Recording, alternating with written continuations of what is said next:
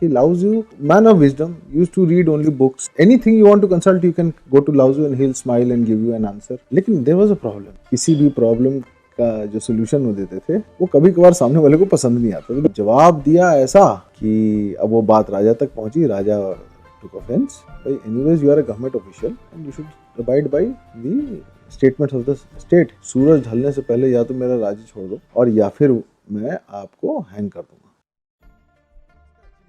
कि Lao zoo का जो है ना बड़ा अजीब सा, फर्स्ट हाफ में मैंने आपको बताया था कि जन्म अजीब सा हुआ था. उसके बाद फिर क्या हुआ कि over a period of wisdom और very strange kind of wisdom. बहुत सारी ऐसी ऐसी स्टोरीज हैं जिसमें कि लाओ ज़ू और कन्फ्यूशियस मिलते हैं. अच्छा. तो उनकी कॉन्वर्सेशन अजीबोगरीब हो जाती है. अब लाओ ज़ू क्या किए कि Lao Tzu, man of wisdom, used to read only books. Anything you want to consult, you can go to Lao Tzu and he will smile and give you an answer whatever he understood.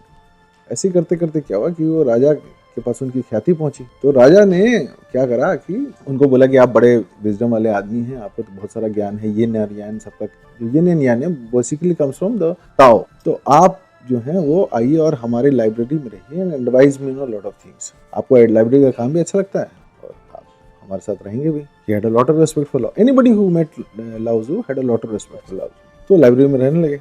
लेकिन there was a problem. उनका जो expression होता था ना, किसी भी problem का जो सोल्यूशन वो देते थे वो कभी कभार सामने वाले को पसंद नहीं आता, बिकॉज उनका लैंग्वेज वाज अ प्रॉब्लम.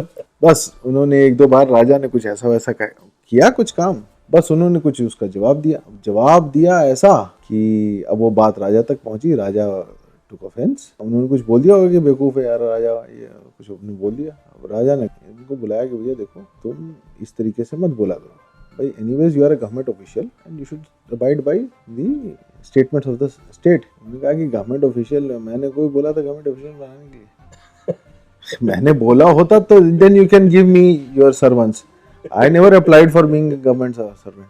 उन्होंने कहा कि यार देखो जो भी है, you might cause trouble in my state. Suddenly things change. उनको कहा कि आपके पास शाम तक का वक्त है, सूरज ढलने से पहले या तो मेरा राज्य छोड़ दो और या फिर मैं आपको हैंग कर दूंगा. That was the seriousness of the problem. उसके बाद फिर क्या हुआ कि लाओ ज़ू बड़े खुश है भाई, झंझट छूटा है. अरे भाई साहब, ओहो व्हाट अ रिलीफ. वो गधे पे चढ़े, अपने गधे पे घूमते थे वो, ठीक है, बूढ़े से थे वो, गधे पे मोटे से, और फिर अपना एकदम गाना गाते हुए एकदम वो भाग रहे थे. तो उसके बाद फिर क्या हुआ कि वो अपना गधे पे जाने लगे. हाँ, द रॉयल राइड. बड़े खुश हुए कि यार ये झंझट छूटा. तो जब moment he was crossing the kingdom, वहां पे दो सैनिकों ने उनको पकड़ लिया.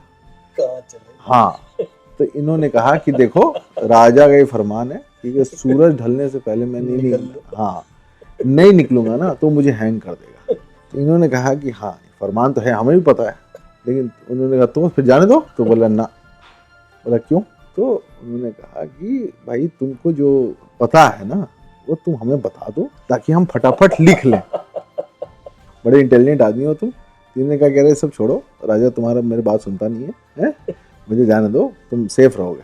बोले कि नहीं, अगर तुम चले गए ना तो हमारे इस राज्य का कुछ होने वाला नहीं है, तो तुम बता ही दो हमें. और तो बोले कि नहीं, हाँ बोले what ever knowledge you have used इसके पास. ये जैसे ही जान लेगा. उन्होंने कहा ना. बोले अगर सूरज ढल जाएगा तो हमारे पास पूरी अथॉरिटी तुम हैंग कर देंगे. हाँ, and we will be abiding the king. So you don't you don't mess with us. Now you are in a fix. You have to tell us. अब लाओ ज़ू फंस गए. इन्होंने कहा ये जाने देंगे नहीं, सूरज डूब जाएगा, ये मेरे को निपटा देंगे यहीं पे. तब लाओ ज़ू ने उनको वो ना, there are a collection of poems that he has said. और ये लोग फटाफट में शॉर्ट हैंड में, दोनों जो सैनिक थे उन्होंने वो सारे के सारे शॉर्ट हैंड्स में लिख दिए वो सारे poems, which is very very small book by the name Tao Te Ching.